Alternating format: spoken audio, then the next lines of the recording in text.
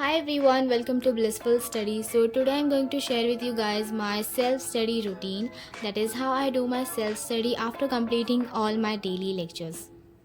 तो ये सारे शॉर्ट नोट्स हैं जो मैंने फिजिक्स के चैप्टर्स के लिए बनाई हूँ और इसमें से मैं अभी न्यूटन्स लॉज ऑफ मोशन वाला चैप्टर रिवाइज करने वाली हूँ बिकॉज ये मेरे टेस्ट में भी आने वाला है। जो ये टेस्ट है मैं ये ऑलरेडी दे चुकी हूँ, तो इसका जो मार्क्स है ये भी आपको आगे ब्लॉग में मिल जाएगा। तो शॉर्ट नोट्स रिवाइज करने के बाद अब मैं कर रही हूँ इस चैप्टर की PYQ सॉल्विंग। और हमें लेक्चर्स और DPPs कंप्लीट करने के बाद जो सबसे पहली चीज़ करनी चाहिए वो है PYQ प्रैक्टिस।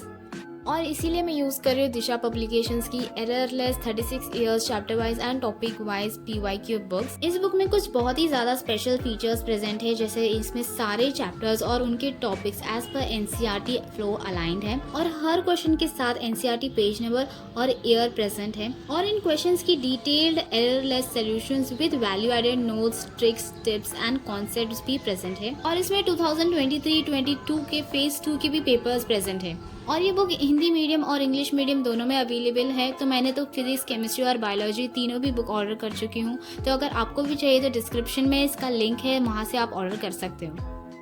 तो फिजिक्स की PYQ सॉल्व करने के बाद अब मैं स्टार्ट कर रही हूँ बॉटनी बायोलॉजिकल क्लासिफिकेशन और इसमें मैं अपनी क्लास नोट्स पढ़ रही हूँ। ऑलमोस्ट 1 आवर तक मैं ये चैप्टर को रीड करके याद कर रही थी, बट उसके बाद मुझे इतना ज़्यादा एक्सट्रीम हेडेक स्टार्ट हो गया कि मैं 2 आवर्स के लिए सो गई थी।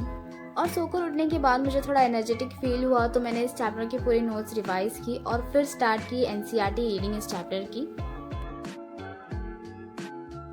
और इसके लिए अभी मैं स्टार्ट कर रही हूँ 1 आवर का काउंटडाउन। और जो मेरे चैनल पे लास्ट ईयर से उन्हें पता ही होगा कि मुझे टाइमर लगा के पढ़ना कितना अच्छा लगता है। और अगर आप न्यू हो तो मैं बता दूं कि इससे मुझे बहुत ज़्यादा ही फोकस्ड फील होता है और ऐसा रीडिंग करते वक्त बिल्कुल भी नींद नहीं आती है और डिस्ट्रैक्शन फील नहीं होता है। तो मुझे इस चैप्टर को रीड करते हुए लगे टोटल 47 मिनट्स और मैंने इस चैप्टर में बहुत सारे निमोनिक्स, ट्रिक्स, टिप्स लिख के रखी हूँ। तो वो सब रीड करते हुए रीडिंग स्पीड थोड़ी स्लो हो जाती है, बट नो प्रॉब्लम, प्रैक्टिस करते करते रीडिंग स्पीड फास्ट कर देंगे।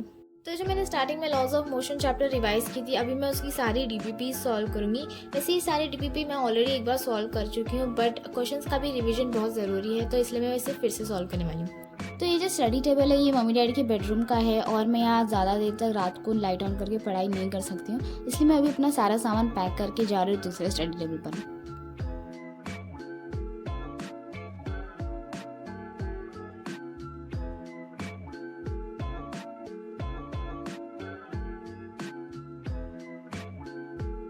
कमेंट सेक्शन में एक बहुत ही कॉमन सा डाउट था कि मैं जैसे अलग सर के लेक्चर्स देखती हूँ और MR सर की DPP सॉल्व करती हूँ, तो क्या मुझे ये DPP ईजी लगती है?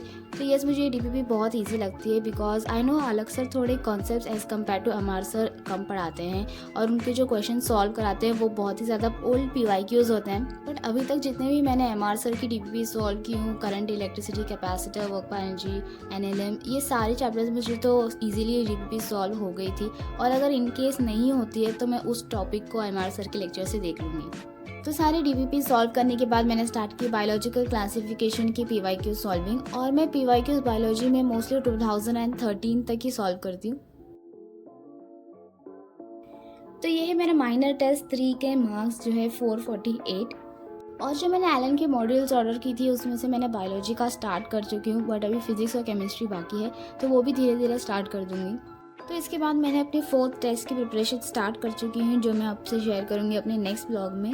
और आई होप आपकी भी स्टडीज़ बहुत अच्छे से हो रही होगी। तो अगर आपको कोई भी क्वेश्चन हो या मेरे लिए सजेशन हो तो कमेंट्स में ज़रूर मेंशन कर देना।